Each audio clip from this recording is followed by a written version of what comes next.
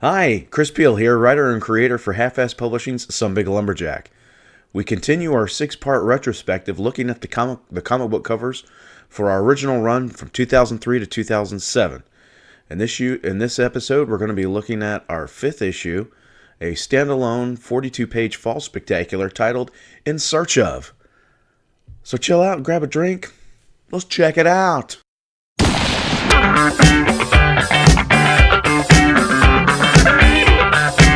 Well, thanks for joining me.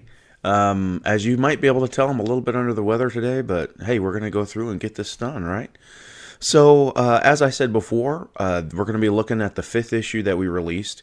It was a standalone. We decided to, stop doing. We were getting a little bit more money, We were making more and more money with each issue, so we thought, instead of doing a two-parter, let's just do a one-shot, standalone, self-contained story, instead of, in a part one and having to worry about getting a part two out in a timely manner. So that's what we did. And we came up with this story we called, we really came up with the villain. We wanted to use this villain named Megalith. And the idea behind this villain was that he had a regular kind of average sized body, but his head was like a huge, like one of those Easter Island statues, right? So that's the villain we wanted to use. And basically, kind of typical thing, so he had this his whole life.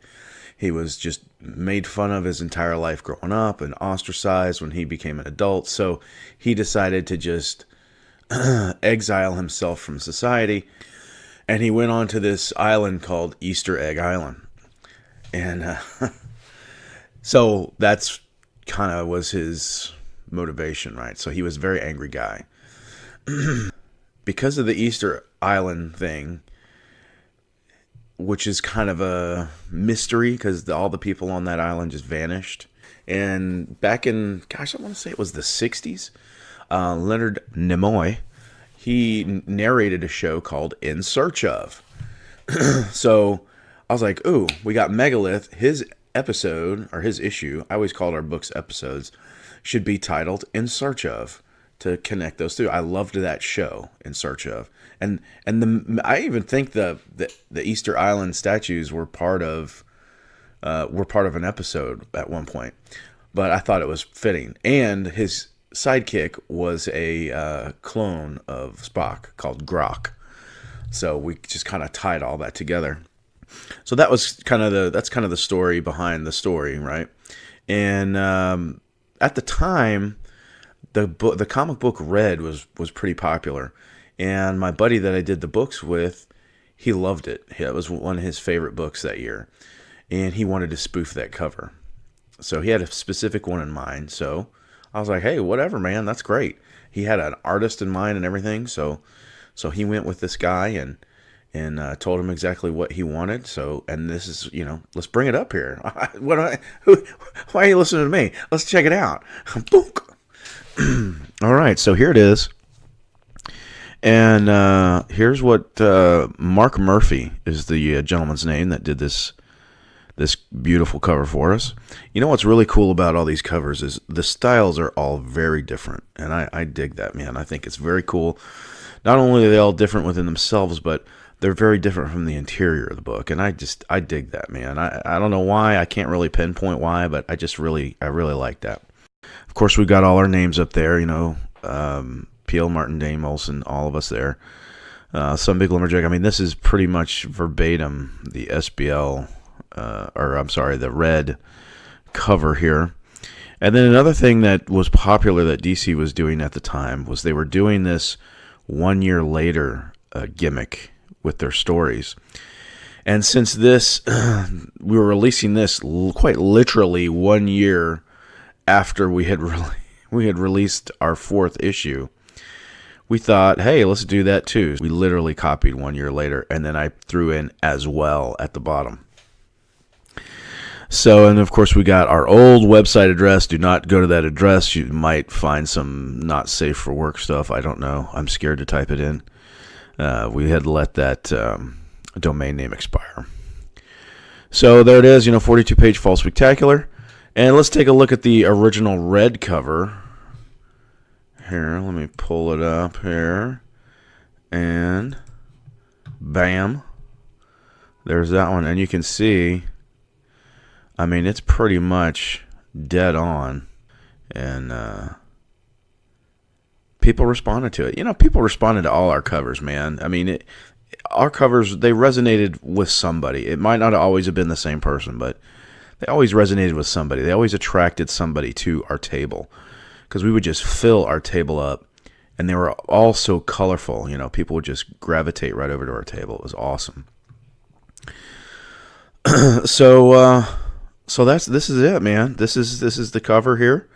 You know, you can see the side by side.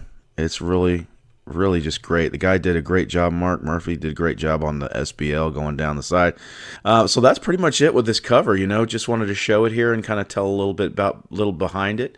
You know, this was really kind of Tom's baby.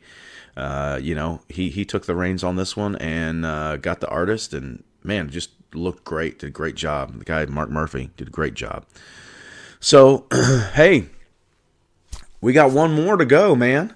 One more issue. And you know, as I say, this was the last of the like original issues. Our 6th issue, our final issue, which will be in the next episode here.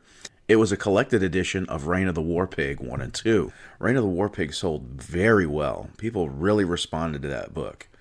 And we must have printed it, I want to say we reprinted it, I want to say twice, maybe 3 times. Now, granted, we're not talking huge print runs here. You know, we're not doing, you know, 2,000 or 3,000 copies a run. You know, we might be doing 500 or 600 a run. So anyways, because we sold so many and we were out again, we decided instead of doing separate prints, let's just combine it into one collected edition, and let's get a new cover for it. So what we did in that one is we reached out to Vacher Mavleon to see if he would do that cover for us. And ironically enough, the guy who did the first cover for us would become the guy to do the last cover for us. But that's going to be in the next episode. So hey, thanks for joining me once again. And as always, I'm Chris Peel, still writer and creator for Half Edge Publishing and Some Big Lumberjack.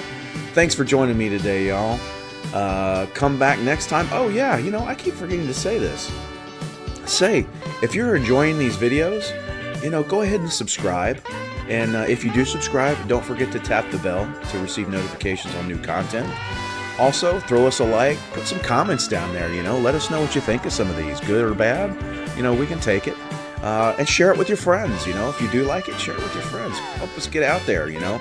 And of course, all this is just leading up to the relaunch of Some Big Lumberjack, which we're still shooting for spring of this year. If anything changes on that, of course, I'll notify everybody on here.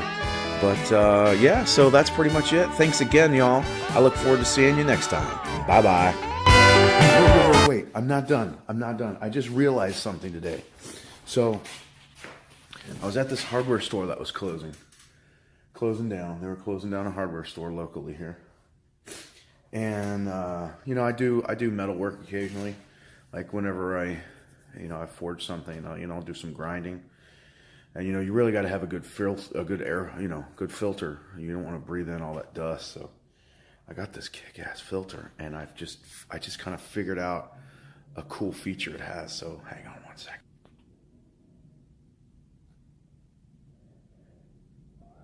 Nobody cared who I was until I put on the mask. Or perhaps he's wondering why someone would shoot a man before throwing him out of a plane. It's time to get the fiber. Strawberries are packed with fiber.